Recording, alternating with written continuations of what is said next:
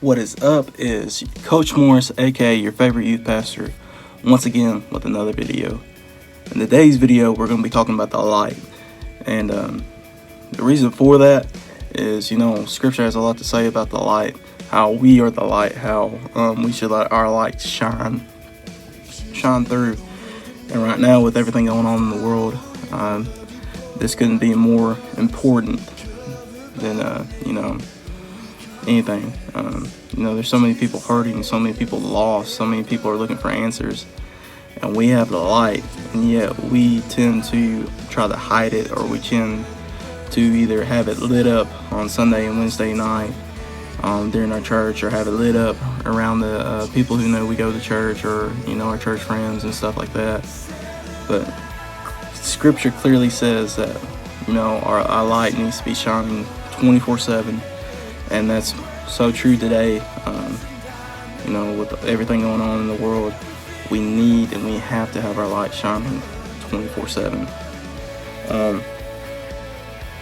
Some scripture for you says in Matthew 5, starting in verse 13, it says, "You are the salt of the earth, but if salt has lost its taste, how shall its saltiness be restored?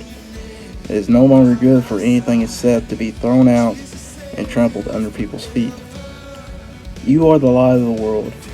A city on a hill cannot be hidden, nor do people light a lamp and put it under a basket, but put it on a stand, and it gives light to all in the house.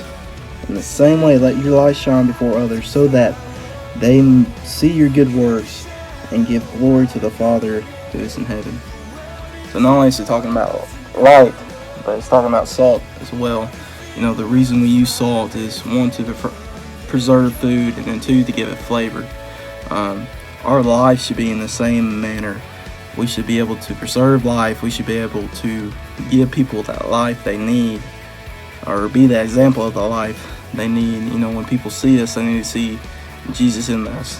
When people see Coach Morris, they need to see Jesus through Coach Morris, not Coach Morris and how awesome he is, because the more you start looking at me, the more flaws you will get to see of me, the more flaws you see that I have.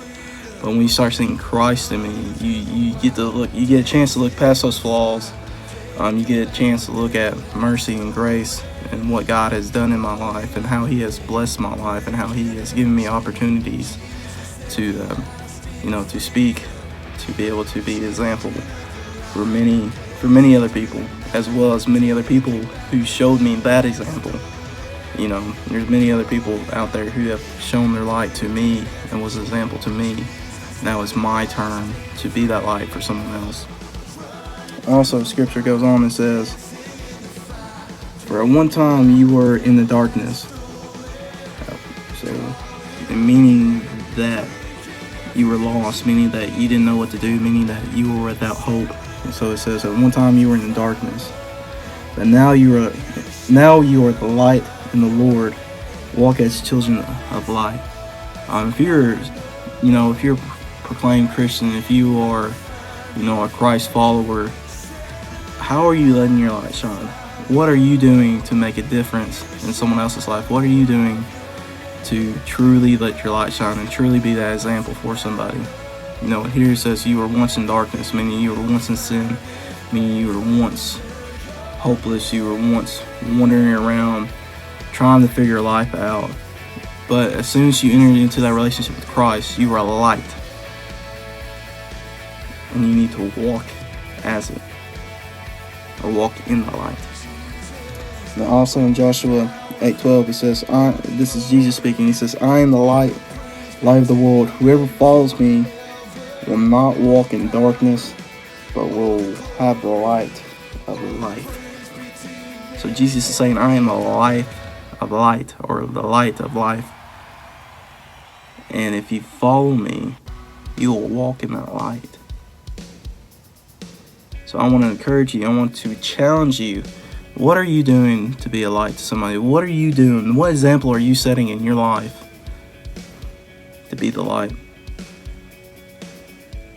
There's tons of other scriptures that says how light exposes the darkness of light. When there is light, there is no darkness. What dark places are you going to be the light? What are we as a Christian? What are we as a church? What are we doing to be the light to other people? Granted, I know it's hard. Granted, I know that we can't go as many places as we want to. But the places we do go, the things we do, the things we do, what example are we setting? Because people are watching. People are looking. People are desiring. People are wanting an answer. Not that you are particularly the answer, but you can point them to it. And if you don't have the answers that they need, you can point them in that direction to find those answers, to get to where they need to be. That's both spiritual and physical as well. Like we're not called to have all the answers. We are called to let our light shine, and to let it shine so bright that others see it.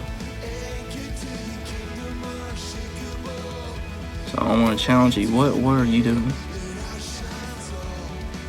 What are you doing to let your light shine? Love you guys. Hope you're encouraged. Be that light for somebody.